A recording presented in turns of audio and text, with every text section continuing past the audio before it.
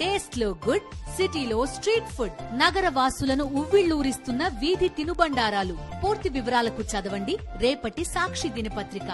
వెంకటేష్ చెప్పండి. సో విచారణ ముగిసినట్టుగా తెలుస్తోంది.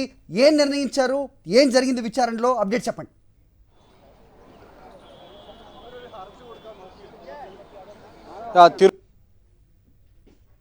విచారణ తుది దశకు చేరుకుంది.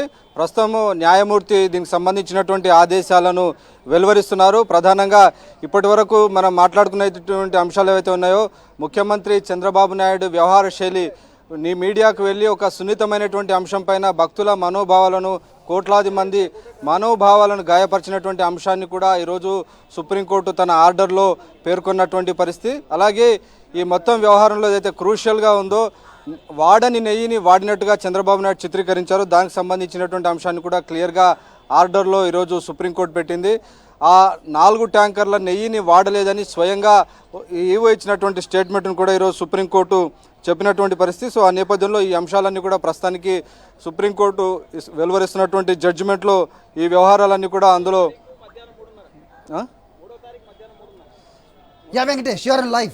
తదుపరి విచారణ వచ్చే నెల 3వ తారీఖు వాయిదా పడినట్టు ప్రస్తుతానికి మనకు బ్రేకింగ్ న్యూస్ అందుతుంది. సో అక్టోబర్ 3వ తేదీన తదుపరి విచారణ చేపట్టబోతుంది. అయితే ఇప్పటివరకు ఉన్నటువంటి అంశాల ప్రకారం మాత్రం డెఫినెట్గా ఈ అయితే 4 ట్యాంకర్ల నెయ్యి ఏదైతే రిజెక్ట్ చేశారో ఆ నెయ్యిని వాడలేదు అనేటువంటి విషయాన్ని క్లియర్గా ఈరోజు చేసినటువంటి వాదనలో సుప్రీంకోర్టు అర్థం చేసుకుంది. సో ఆ అంశాన్ని ఈరోజు సుప్రీంకోర్టు క్లియర్గా తన యొక్క ఆదేశాల్లో పొందుపరిచినటువంటి పరిస్థితి మనం చూస్తున్నాం.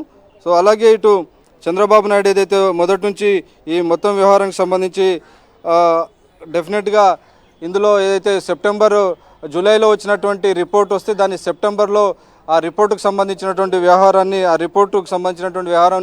బయట పెట్టడాన్ని కూడా ఈరోజు సుప్రీంకోర్టు తీవ్రంగా తప్పుపట్టినటువంటి పరిస్థితి. క్లియర్గా ఇందులో రాజకీయపరమైనటువంటి ఒక ఉద్దేశంతోనే, రాజకీయ దురుద్దేశంతోనే ఈ విషయాన్ని పూర్తిగా పొలిటికల్ ఆఫీస్లో బయట పెట్టినటువంటి అంశాన్ని సుప్రీంకోర్టు తప్పుపట్టినటువంటి పరిస్థితి. అలాగే మరొక ఇంపార్టెంట్ బ్రేకింగ్ న్యూస్ వస్తుంది. హరి, సిట్టు దర్యాప్తుకు సంబంధించి కొనసాగింపు లేదంటే స్వతంత్ర దర్యాప్తుకు సంబంధించి ఎలాంటి నిర్ణయం తీసుకోవాలి దానిపైన కేంద్ర ప్రభుత్వం యొక్క అడ్వైజు సుప్రీంకోర్టు కోరింది. సో ఆ నేపథ్యంలో సుప్రీంకోర్టు కేంద్ర ప్రభుత్వాన్ని అడిగింది ఎలాంటి స్వతంత్ర దర్యాప్తు దీనిపైన నియమించాలి అనేటువంటి విషయాన్ని ఈరోజు సుప్రీంకోర్టు కన్సిడర్ చేసింది. సో మొత్తానికి పిటిషనర్లకు ఇదొక పాక్షిక విజయంగా మనం భావించాలి. సిట్టు దర్యాప్తును కొనసాగించాలా లేదంటే ఒక ఇండిపెండెంట్ ఎంక్వైరీకి వేయాలా, దీనికి సంబంధించి కేంద్ర ప్రభుత్వం యొక్క సలహాను ఈరోజు సుప్రీంకోర్టు కోరింది. తదుపరి విచారణను వచ్చే గురువారం మధ్యాహ్నం 3:30 గంటలకు వాయిదా వేసినటువంటి పరిస్థితి. సో మొత్తానికి ఈరోజు జరిగినటువంటి విచారణలో సుప్రీంకోర్టు కొన్ని కీలక విషయాలను ప్రధానంగా ప్రస్తావించినటువంటి పరిస్థితి. ఒకటి, ఈ విషయాన్ని రాజకీయంగా చంద్రబాబు నాయుడు వాడుకున్నారు అనేటువంటి విషయాన్ని ఈరోజు సుప్రీంకోర్టు గుర్తించింది. కోట్లాది భక్తుల మనోభావాలు గాయపడ్డాయి.